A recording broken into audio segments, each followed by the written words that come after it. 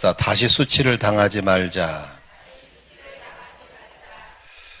수치를 당하는 것은 누구에게나 고통스러운 일입니다. 그러나 살면서 넘어지고 또 실수해서 수치를 당할 수 있습니다. 그런데 같은 수치를 반복에 당하는 것은 안 되는 겁니다. 그 매우 어리석은 일입니다. 느헤미야는 하나님의 영광을 위해 세운 예루살렘 성이 무너지고 성문이 불탄 것을 민족의 큰 수치로 여기고 있었습니다. 그래서 얼마나 슬퍼했고 수일을 금식했고 기도했는지 모릅니다. 슬픔을 안고 엎드려 기도할 때 하나님이 그에게 비전을 주셨습니다. 네가 나가서 그 성을 회복하라고 하는 것이었습니다. 느헤미야는 성을 회복해야 된다는 뜨거운 가슴, 이게 비전입니다. 따라합시다. 가슴이 뜨거워야 비전이고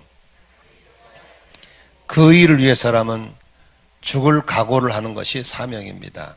한 번 더 따라할까요? 가슴이 뜨거워야 비전이고 그 일을 위해 죽을 수 있어야 사명이다.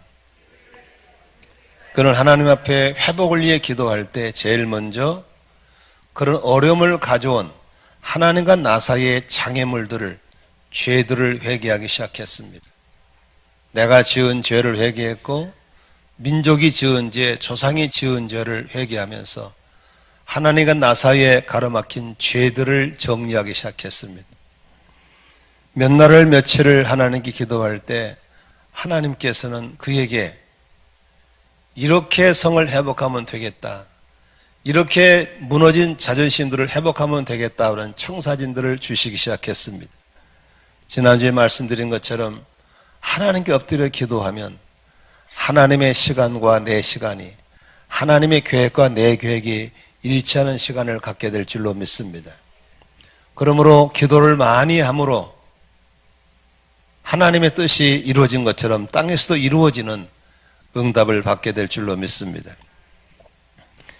정말 도저히 갈 수 없는 그렇게 왕의 수종을 두는 타국에 있는 사람에게 하나님께서는 기가 막히게 은혜를 주셔서 지난주 말씀하신 것처럼 왕에게 자기 속 얘기를 할 수 있는 기회가 열리게 되었고 왕에게 그 성을 회복하러 갈 수 있는 시간을 허락받게 되었고 더 나아가서는 국경을 통과해서 통관증을 받게 되고 그리고 성을 회복하는 데 많이 필요한 건축 자재를 공급받게 되었고 그리고 필요한 인력도 도움을 받는 초자연적인 기적이 일어난 줄로 믿습니다. 기도는 이렇게 하는 사람만 경험하는 것입니다. 기도하지 않는 사람은 언제나 인간의 머리를 돌리고 있기 때문에 하나님의 초자연적인 응답들을 경험할 수가 없는 것입니다. 이제 하나님의 초자연적인 기적을 읽고 느헤미야는 자기의 조국으로 돌아왔습니다. 그리고 건축 자재를 가지고 왔습니다. 근데 문제는 어떻게 이 비전을 펼쳐서 어떻게 무너진 성을 회복하고 성문을 회복하고 바닥까지 떨어진 민족의 자존심을 회복해서 다시 수치를 당하지 않을 것인가? 이게 바로 느헤미야에게 주어진 비전이고 사명인 것입니다. 오늘 여러분들의 삶 속에 자꾸 재정 문제 때문에 수치를 당하고 건강 문제 때문에 망신을 당하고 부모와 자녀 때문에 가족관계 때문에 신앙 때문에 무너져서 똑같은 수치를 반복해 당하는 분이 있다면 오늘 느헤미야를 통한 리더십을 통해서 여러분 다시는 수치를 당하지 않는 길로 가야 될 줄로 믿습니다. 저는 안산에서 29년째 목회를 하면서 지난주에 너무 창피하고 너무 수치스러워서 할 말이 없었습니다. 신천지 이단이 와스타드미에서 대형 집회를 한다는 소식을 듣고 저희들이 시장을 찾아가고 그 와스tam을 담당하는 도시공사 사장을 찾아가서 항의를 하고 12,500명의 안산 시민들의 진정을 받아서 민원을 제기했었고, 그래 그들은 그런 가정을 파괴하는 이단들이 그 일을 못하게 하겠다고 행사를 취소까지 했고 공문까지 받았습니다. 우리는 마음 놓고 있었는데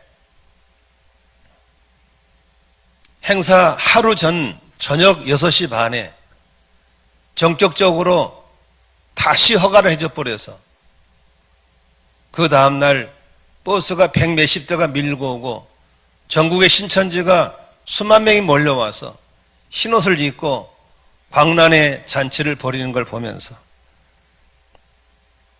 공권력 앞에 한 대 얻어맞은 이 기독교의 처참한 모습이 너무 창피했어요. 갑자기 그들을 막아낼 사람들은 먹을 수가 없었고 어떻게 할 수 없이 하면서 200~300명 정도의 목사나 성도들 나와서 시장 앞에 가서 도시공사 가서 피켓 들고 데모하는 것 외에는 아무 할 일이 없었고 그 이단들이 지나가면서 기독교인들을 얼마나 멸시하고 비웃고 조소를 보내는지 너무 창피하고 그래서 항의를 했더니 도시공 사장이라는 사람이 기자회견을 해서 이런 또 거짓말을 합니다. 우리는 허락한 적이 없었다. 근데 그들이 밀고 들어왔다. 이런 시뻘건 거짓말을 누가 믿습니까? 지금이 어느 시대인데 허락하지 않은 그런 공공기관을 이단들이 밀고 들어올 수 있습니까? 2번 거짓말을 하면서 만일에 허락하지 않아 들어왔으면 공무원 시켜가지고 전기 내려버려야죠. 경찰 동원해서 막아야죠. 오히려 경찰들이 우리 데모를 막고 있으면서 그런 시뻘건 거짓말을 하는데 그 사장이라는 사람이 모 대형교회 안수집사라는데 또 분노하는 겁니다. 어떻게 저런 사람이 집사인지. 시장은 시장대로 모른다고 그러고 너무 화가 나고 너무 창피했습니다. 이런 수치를 다시 당하지 말아야 되겠다. 어떻게 이런 수치를 당하지 말아야 될지. 많은 사람들이 그런 수치를 당하면 길바닥에 앉아가지고 원망합니다. 불평합니다. 누구 탓이라고 그럽니다. 그것은 수치를 당하지 않겠다고 하는 해결 방법이 아닌 것입니다. 내 탓이요부터 시작해서 회개하면서 잘못된 조상들의 잘못을 회개하면서 하나님께 엎드려 기도하면서 우리가 수치를 당하지 않기 위한 하나님의 청사진을 받아야 될 줄로 믿습니다. 그리고 비전을 어떻게 펼쳐나가실 것인가에 대해서 하나님께 기도해야 되는 것입니다. 오늘 말씀에 이 10절의 말씀 속에서 다시는 수치를 당하지 않기 위한 느헤미야는 어떤 전략을 가지고 있는가를 우리에게 보여주고 있는 것입니다. 반복적인 수치를 당하시고 있는 분이라면 오늘 말씀을 통해서 회복의 은혜 속에 들어갈 수 있기를 주의 이름으로 축원합니다. 첫째로 11절과 12절을 보면 느헤미야는 어떻게 하고 있는가를 보여주고 있습니다. 함께 읽겠습니다. 시작. 내가 예루살렘에 이르러 머무른 지 사흘 만에 내 하나님께서 예루살렘을 위해 무엇을 할 것인지 내 마음에 주신 것을 내가 아무에게도 말하지 아니하고 밤에 일어나 몇몇 사람과 함께 나갈새 내가 탄 짐승 외에는 짐승이 없더라. 15절 16절에도 또 같은 내용을 얘기하고 있습니다. 같이 읽습니다. 시작. 그 밤에 시내를 따라 올라가서 성벽을 살펴본 후에 돌아와 골짜기 문으로 들어와 돌아왔으나 방백들은 내가 어디 갔었으며 무엇을 하였는지 알지 못하였고 나도 그 일을 유다 사람들에게나 제사장들에게나 귀족들에게나 방백들에게나 그 외에 일하는 자들에게 알리지 아니하다가 여러분 다시 수치를 당하지 않으려면 하나님 앞에 신중하고 또 신중하고 은밀하고 또 은밀하게 일을 진행해야 되는 것입니다. 오늘 11절에 보면은 느헤미야가 예루살렘에 도착한 지 며칠 동안 머물러 있었습니까? 사흘 만에 행동하기 시작합니다. 사흘 동안 뭐 했을까요? 기도했습니다. 하나님, 드디어 내가 회복의 현장으로 왔습니다. 기도하면서 하나님의 음성을 들으면서 묵상하면서 어떻게 이 청산을 펼칠 것인가에 대해서 신중 모드로 가고 있는 걸 볼 수 있습니다. 여러분, 언제나 수치를 당하지 않으려면 신중하고 또 신중해야 합니다. 두 번째 볼 수 있는 것은 그는 신중 모드 속에서 매우 은밀하게 현장 답사를 하고 있는 걸 볼 수 있습니다. 여러분, 현장을 보려면 낮에 가야 잘 보입니까? 밤에 가야 잘 보입니까? 그런데 오늘 12절에 보니까 언제 나갔습니까? 밤에 일어나 나갔습니다. 15절에 보니까 밤에 올라갔습니다. 왜 밤에 갔을까요? 은밀하게 정탐하게 해서 그런 것입니다. 그런데 여기 보니까 12절에 누구랑 데리고 갔습니까? 아무에게도 말하지 않고 몇몇 사람만 데리고 갔습니다. 화려한 말을 타고 가지 않았습니다. 자기 한 사람만 나귀를 타고 갔다고 12절에 기록되어 있습니다. 16절에 보니까 자기에 있는 측근의 사람에도 얘기하지 않습니다. 방백들이 어디 갔으며 무엇을 하는지 알지 못했고, 유다 사람들에게도 16절입니다. 제사장들에게도 귀족들에게도 방백들에게 누구에게도 알리지 않고 갔습니다. 여러분, 여기 보세요. 자기 자신을 지나치게 많이 노출해버리면 그 일은 성공하기 어렵습니다. 큰 일을 이루려면, 다시 승치를 안 당하려면 하나님이신 그림들을 너무 허접하게 다 보여주는 거 옳지 않습니다. 어제 한 커플이 저한테 추석이라고 인사를 왔습니다. 그래서 제가 자매한테 그랬습니다. 형제와 사귈 때 여성의 아름다움은 홀라당 다 보여주는 게 아니야. 조금씩 보여주는 거야. 형제도 마찬가지야. 자매에게 다 보여주면 신비로운 게 없어. 사람은 사귀어가는 재미가 있어야 되는 거야. 저는 33년을 저희 부부가 삽니다. 저는 우리 아내를 잘 모릅니다. 그러나 우리 아내를 살아가면서 계속 배워가는 겁니다. 아, 우리 여자가 이런 부분도 있었구나. 그 아내를 알아가는 기쁨과 즐거움이 항상 신원을 보게 하는 겁니다. 느헤미야는 하나님 앞에 이 성을 회복할 청사진을 갖고 있었어요. 그러나 그것을 현장 답사부터 펼칠 때까지 보여주지 않습니다.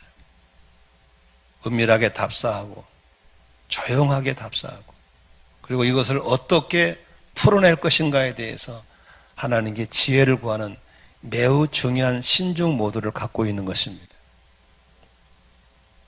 여러분, 너무 많이 노출하지 않기를 바랍니다. 열왕기 하 20장에 보면, 여러분 관심 있으면 집에 가서 찾아보십시오. 12절부터 이런 얘기가 나옵니다. 저를 보세요. 히스기야 왕이 아팠어요. 그랬더니 주변에 바벨론의 나라라는 왕에서 사신을 보낸 거예요. 이웃나라 왕이 아프다니까. 그래서 예물을 가지고 왕의 친서를 가지고 왔어요. 히스기야 기분이 업되는 거야. 그러니까 히스기야가 조금 전에 병도 나섰겠다, 그런 이웃나라 친서가 오니까 너무 좋아가지고 자기 나라에 있는 보물창고, 무기창고, 조상들이 물려준 귀한 걸 다 보여주는 거예요. 다 보여줬어. 기분이 업돼가지고. 그걸 가만히 보고 있던 하나님이 선지 이사야를 보냅니다. 이사야가 묻습니다. 왕이시여, 바벨론 사신이 왔을 때 어떻게 했습니까? 또 업돼가지고 모든 창고 다 보여줬습니다. 이랬습니다. 잘 들으세요. 그때 이사야가 뭐라고 예언한 줄 아십니까? 왕이시여, 당신이 지금 그 사람들에게 보여준 그 모든 것들 몇 날 며칠 되면 모두 다 그쪽으로 옮겨갈 것입니다. 그리고 당신의 아들도 한 사람은 그 나라의 종으로 옮겨갈 것입니다. 무서운 말입니다. 이 땅에는 우리 편만 있는 게 아닙니다. 우리가 망하기를 원하고 우리가 죽이기를 원하고 틈만 나면 넘어지게 할 수 있는 적도 있다는 사실을 잊지 않기를 바랍니다. 지나친 노출은 전략의 노출이고 지나친 노출은 자기를 지킬 수 있는 절대적인 기회를 놓쳐버리는 것입니다. 저는 요즘 우리나라가 남북이 해빙 무대를 보면서 모두를 금방이라도 통일이 될 것 같은 들뜬 기분에 잡혀있는 정치권 국민들을 보면서 걱정하지 않을 수 없습니다. 천안함 사건 때문에 엄청난 자식 형제를 잃어버린 사람들, 연평해전 때문에 수많은 군인들이 죽었고 연평도 도발 사건 때문에 바로 몇 년 전에 우리 해병대 전우들이 많이 죽었습니다. 그들에게 있어서 그들은 주적입니다. 그런데 까마득 잊어버리고 있는 걸 다 보여주고 있는 것은 대단히 위험한 것 중에 하나입니다.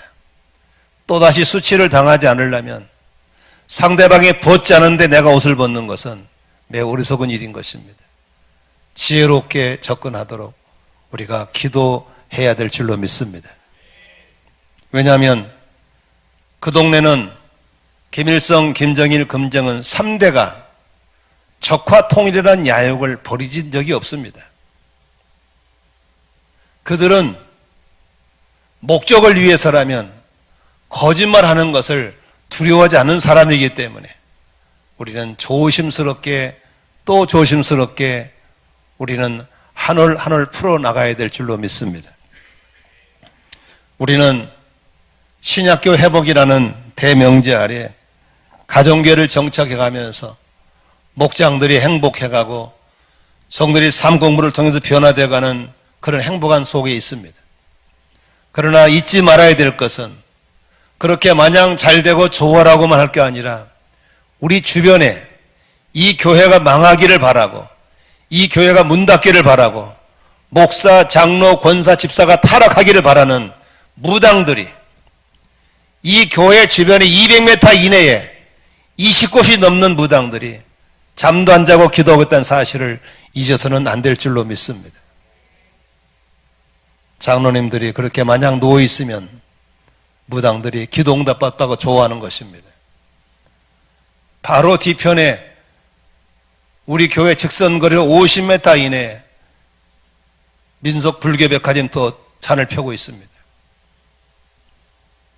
조금씩 접혀들어 있는데 불구하고 여전히 중직자들은 잠자고 있고 불평하고 있고 다시 수치를 당하는 길로 가는 걸 보면서 저는 교회에서 졸릴 때마다 밖을 나가봅니다. 정신이 번쩍 납니다. 주변에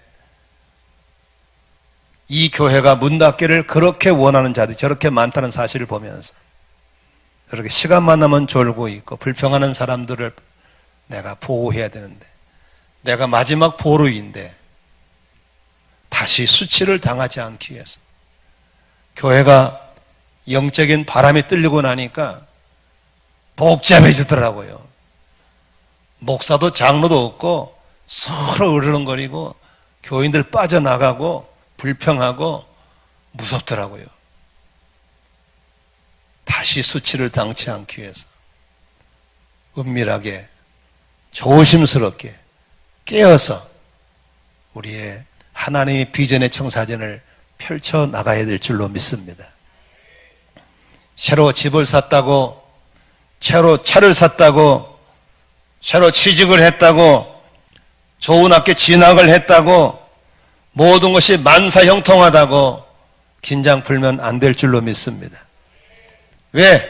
우리의 꿈은 집 사는 데 목적이 있는 게 아니고, 취직도 새 차 사는 게 목적이 아니고, 하나님의 주신 꿈은 아직 진행 중에 있기 때문에 우리는 은밀하게 조심스럽게 해야 될 줄로 믿습니다.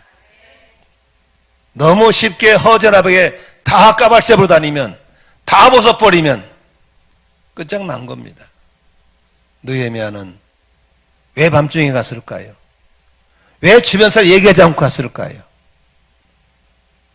하나님보다도, 성령보다도, 기도보다도 앞서지 않겠다는 이 겸허함이 우리에게 주는 메시지인 줄로 믿으시기를 바랍니다. 한번 따라합시다. 기도보다, 성령보다, 하나님보다 앞서지 말자. 두 번째 메시지를 듣겠습니다. 이제 느헤미야는 현장을 갔다 왔습니다. 그리고 이제 구체적으로 그 성을 회복하기 위한 비전을 제시하였습니다. 현장을 둘러보니까 예상보다 훨씬 참혹했습니다. 13절 한번 같이 읽겠습니다. 시작. 그 밤에 골짜기 문으로 나가서 용종으로 본문에 이르는 동안에 보니 예루살렘 성벽이 다 무너졌고 성문은 불탔더라. 14절입니다. 앞으로 나아가 성문과 왕의 모세로서는 탄 짐승이 지나갈 곳이 없는지라. 성이 무너져버리고 성문이 불타버리고 얼마나 처참한지 낙이 한 마리 지나갈 길도 없게끔 비참하게 돼버린 걸 보는 것입니다. 이때 느헤미야는 이 성을 누가 쌀 겁니까? 백성들이 일어나야 되는데, 백성들이 움직여야 되는데, 백성들을 움직이기 위해서 동기부여를 제공하는 것입니다. 여러분, 지도자는 누굽니까?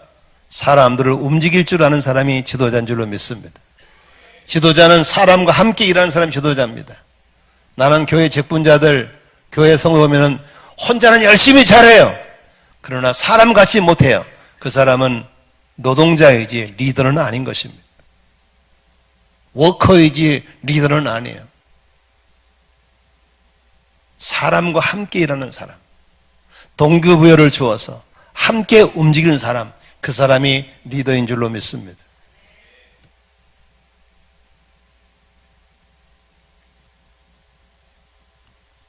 인도네시아에 오바자라는 목사님이 계시는데 조그만 골목교회를 하는 목사였습니다.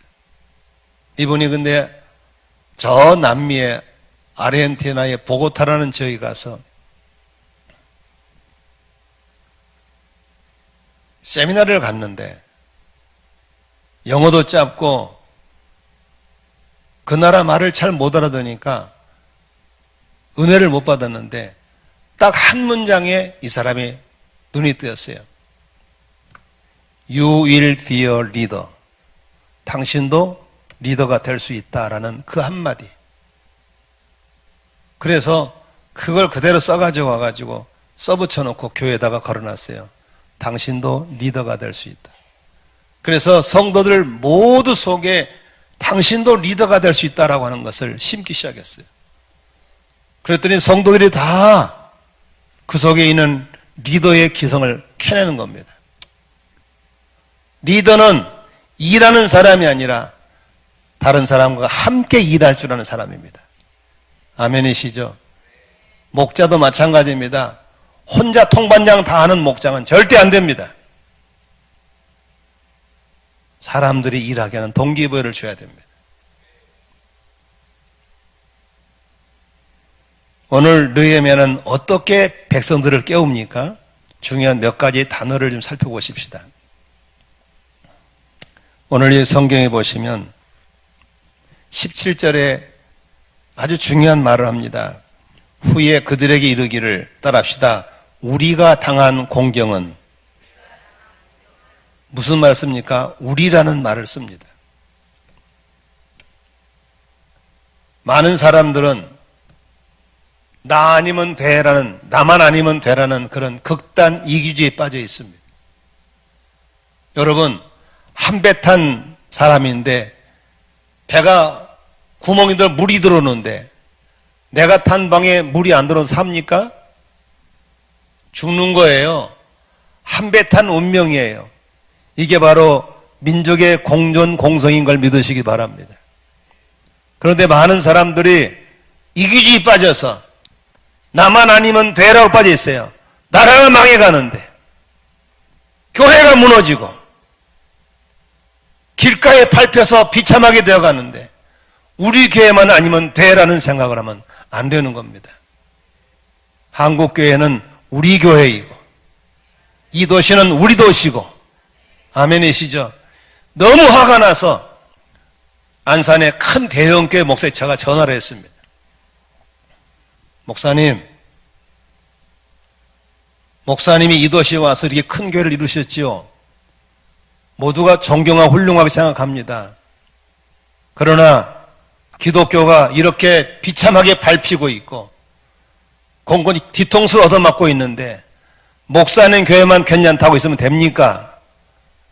나오셔야 됩니다. 힘을 쓰셔야 됩니다. 5,000명만 풀어가지고 시장 앞에 데모하면 이거 해결됩니다. 왜 가만히 있습니까?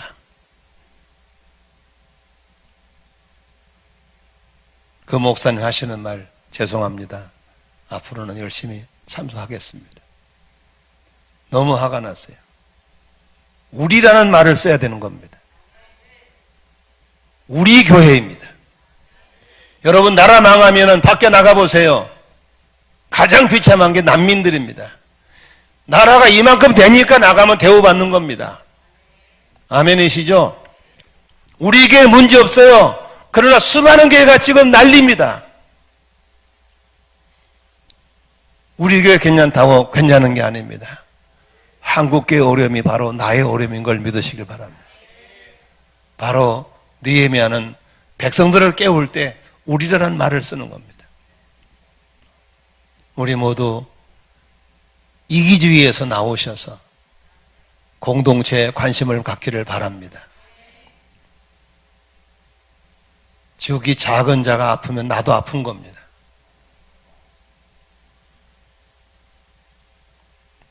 두 번째, 느헤미야는 어떤 동기부여로 사람을 깨웁니까? 17절 하반절 보십시다. 자, 우리 예루살렘 성을 건축하여, 같이 읽습니다. 다시 수치를 당하지 말자. 뭐 하자고요? 다시 수치를 당하지 말자. 지금의 이 비참한 꼴이 이번 수치로 한 번으로 끝나야 되지. 또 나라를 빼앗기고 또 능력을 당하고 또 성이 무너진 꼴을 당하지 말자. 다시 수치를 당하지 말자고 했던 이것이 바로 백성들을 움직인 줄로 믿습니다. 낯뜨거운 꼴은 한 번로 끝나야 될 줄로 믿습니다. 저희 아버님이 돌아가시기 전에 저희들을 모아놓고 이런 유언을 하시더라고요. 자기 얘기를 하는 거예요. 나는 막내 아들로 태어났다. 우리 아버지가 술을 좋아하셨다. 술만 잡수면 기분이 좋아서 주체를 못 하셨다.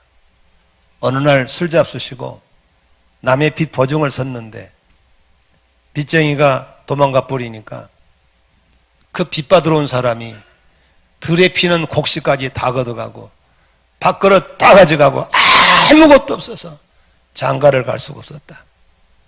그래서 당시에 아주 내오늘만큼 노총각으로 살다가 10살 아래의 여자를 만났는데, 우리 어머니 하시는 말씀입니다. 시집을 왔는데 남편하고 밥을 먹어야 되는데 밥그릇이 없는 거야. 밥그릇 하나밖에 없는 거예요.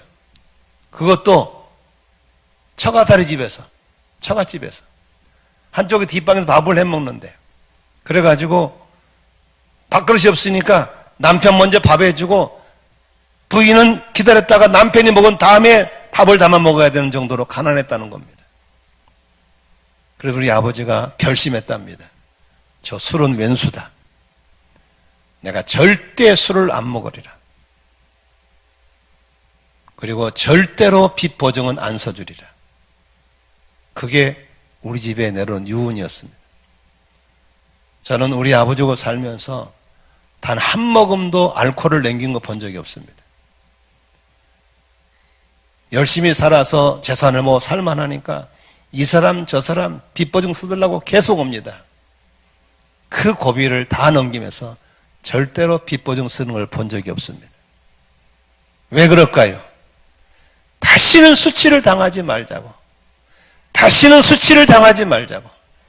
집안에 유언을 남기는 걸 봤습니다. 저희 삼형제는 우리끼리 한 가지 뭉친 게 있습니다. 우리 할머니가 후두암으로 돌아가셨습니다. 우리 큰아버지도 후두암으로, 우리 아버지도 후두암에 걸렸습니다. 왜 그런가를 봤더니 담배를 많이 피우셨더라고요. 우리 형님이 우리를 모아놓고, 야, 우리는 담배 피우지 말자. 후두암의 결정적인 요인이 담배입니다. 여기 담배 피우신 분들 조심하셔야 됩니다. 저희 형제들은 물론 교회 다니고 안 피우겠지만 담배를 절대로 안 피웁니다. 목을 넘기지 않습니다. 그리고 항상 조심합니다. 왜냐하면 우리의 약함이 또 반복되면 또 수치를 당하기 때문에 그렇습니다. 나는 우리 교우들을 보면서 그 집안에 악순환이 반복되는 걸 보는 거예요. 가난한 집은 계속 가난해, 계속. 이게 저주입니다. 끌어서 이 만몬을 꺾어버려야 될 줄 믿습니다. 병이 계속 돌아, 이 꺾어야 될 줄로 믿습니다. 불신앙 계속 돌아, 자식 타락하는 거 계속 돌아, 꺾어야 될 줄로 믿습니다. 다시는 수치를 당하지 않기 위해서 우리가 결단하고 나가야 될 줄로 믿습니다. 바로 느헤미야는 백성들을 그것으로 깨우는 겁니다. 우리 다시 한번 그러지 말자. 지금 안산시 기독교연합회는 이것 때문에 똘똘 뭉치고 있습니다. 더 이상 공권력에 휘두르지 말자. 시장을 고소하고 도적은 사장을 직위 해제를 시키는 일을 위해서 뭉쳐야 된다. 공직자가 이렇게 거짓말하면 안 된다는 것을 보여줘야 되는 겁니다. 여러분, 오늘 설교 들으면서 그렇게 원망이나 하고 있고 한탄이나 하고 있고 누구 탓이나 덜지다가 또 당하고 또 당하지 말고 결심하고 수치를 당하지 않는 우리가 돼야 될 줄로 믿습니다. 나는 교회가 영적으로 뚫려가지고 그냥 마귀 새끼들 막 교회 바람 싱싱 불고 직분자가 타락하고 시험 드는 걸 보면서 저는 결심했습니다.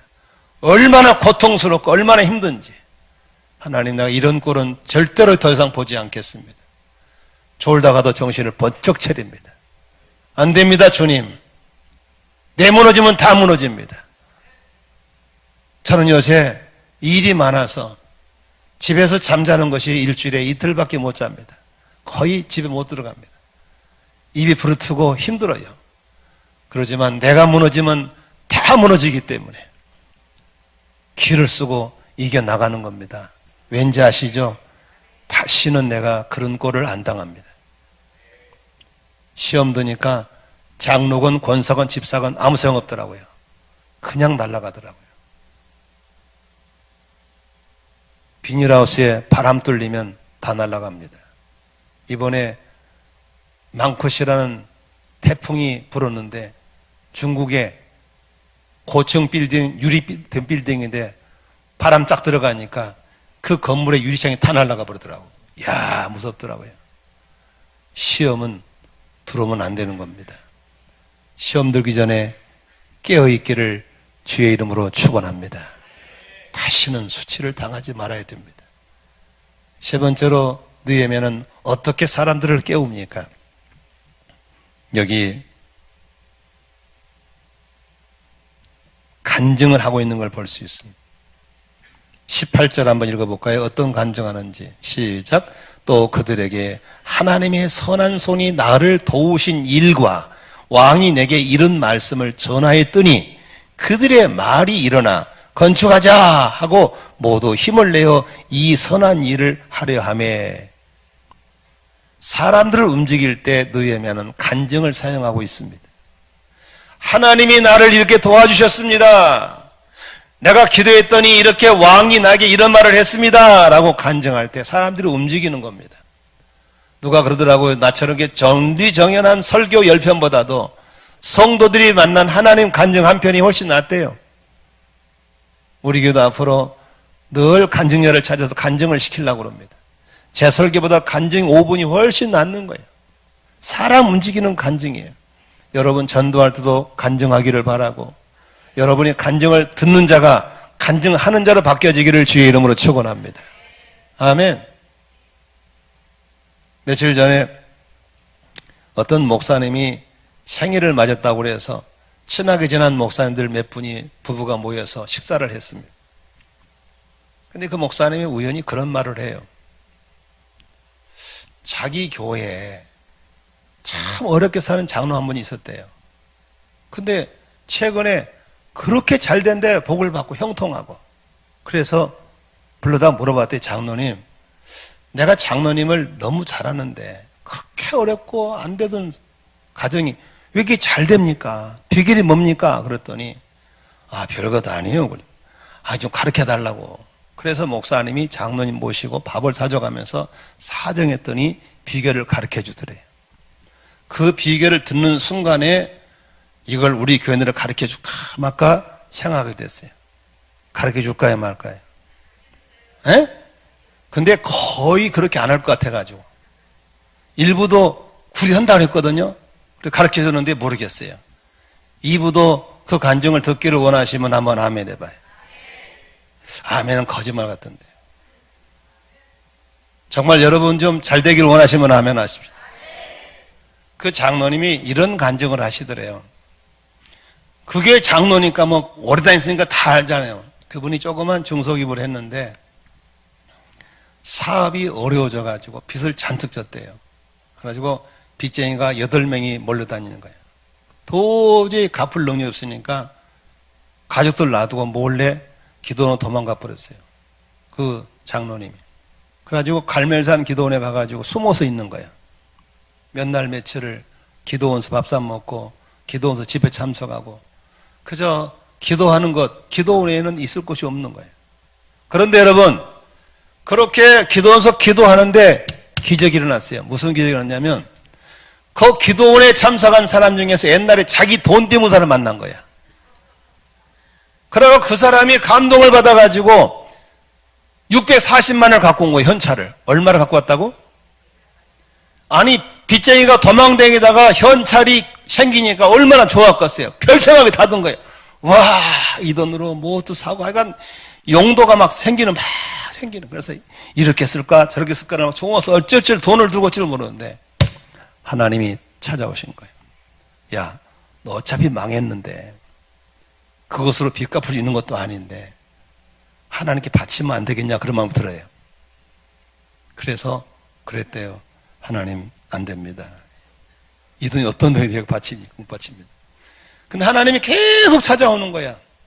어차피 망했는데 이거 이스라엘도 똑같은 건데 바쳐라.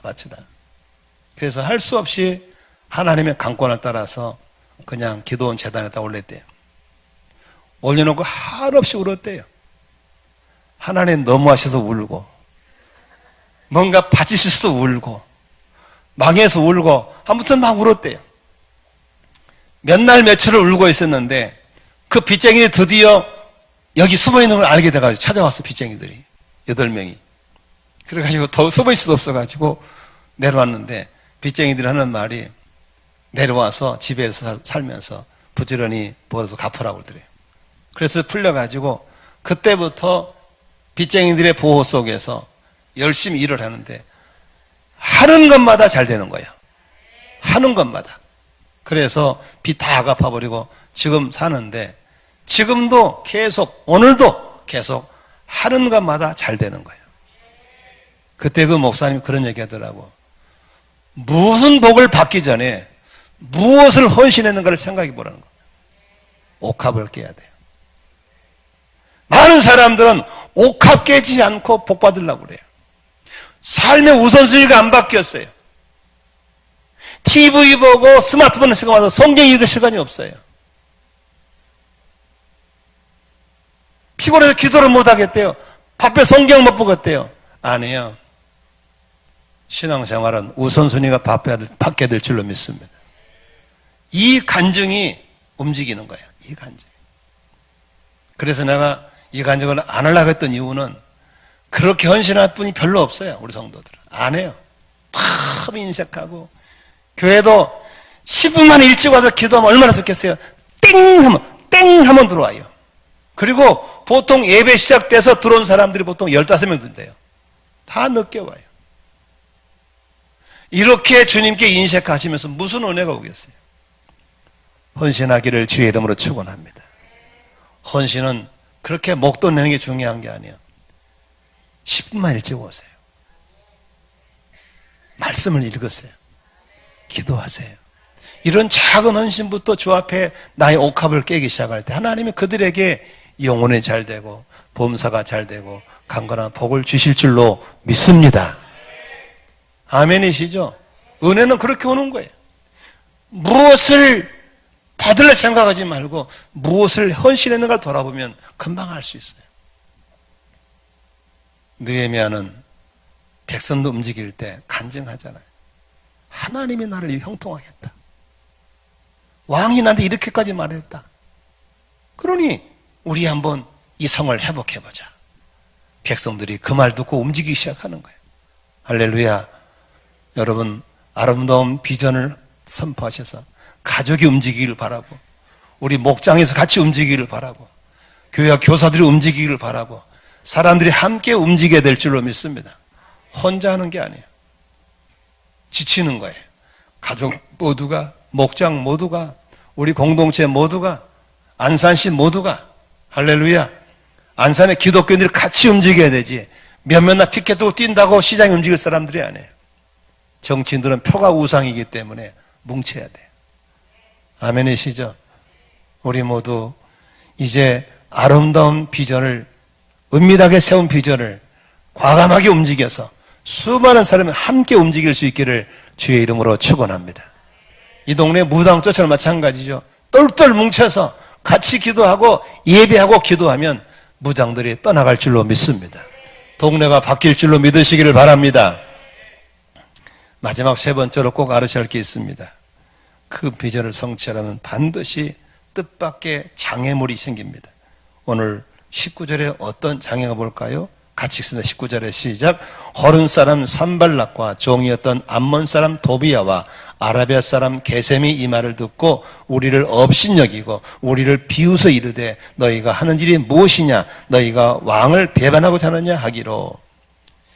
그렇게 귀한 일을 하고 기도로 준비했지만 바로 그것을 비아냥거리고 비웃고 업신여기는 산발락과 도비야와 게셈이란 사람이 나오는 겁니다.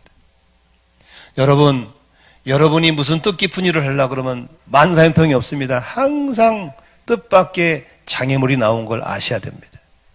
그런데 그 장애물은 나를 넘어지게 하는 게 아닙니다. 그 나를 더 강하게 만들고 더 겸손하게 만들고 그걸 돌파해 나가야 될 줄로 믿습니다. 그런데 느헤미야는 이 장애를 어떻게 이겨냅니까? 20절에 해답이 있습니다.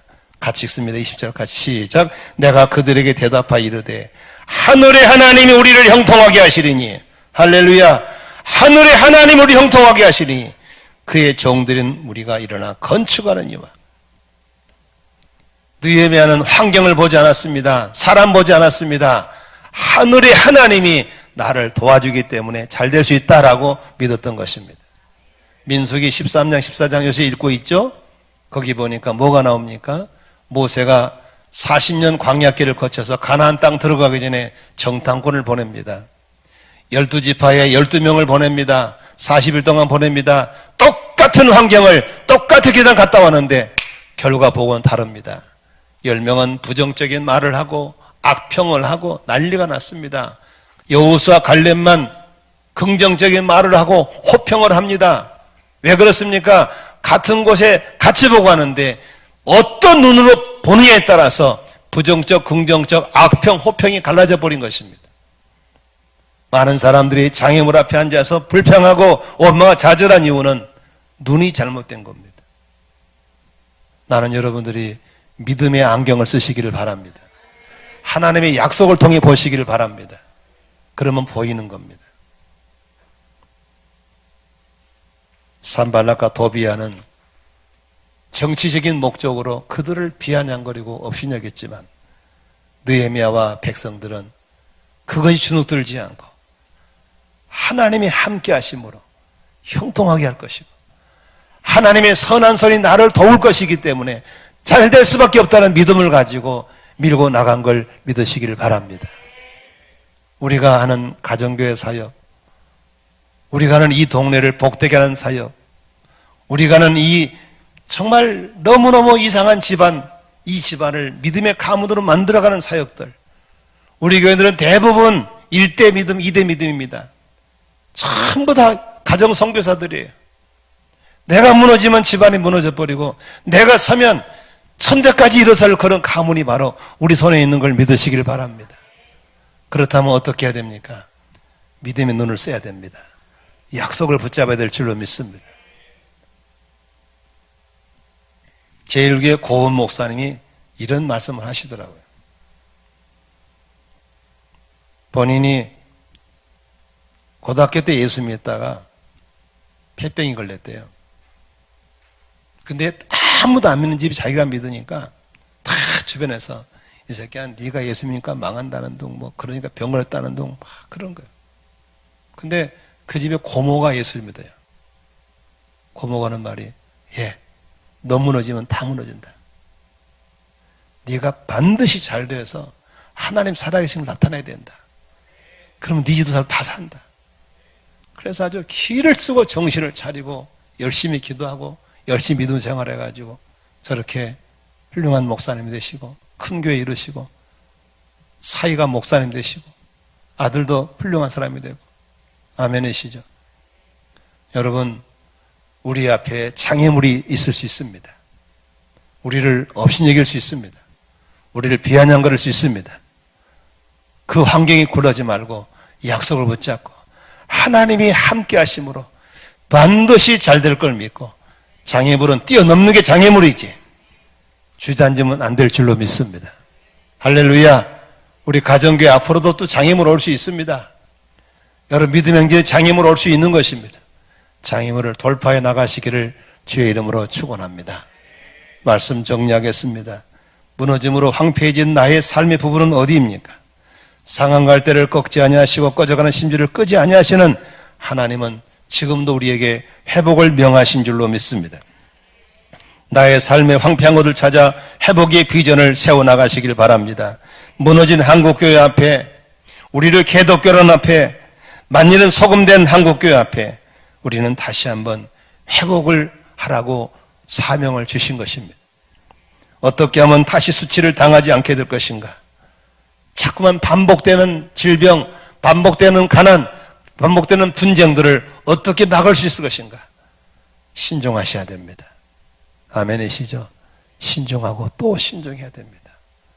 기도보다 하나님보다 앞서지 않기를 주의 이름으로 축원합니다. 하나님 비전 붙잡고 한 걸음 한 걸음 나아가서 다시는 수치를 당하지 않는 우리들이 되시기를 주의 이름으로 축원합니다. 기도하겠습니다.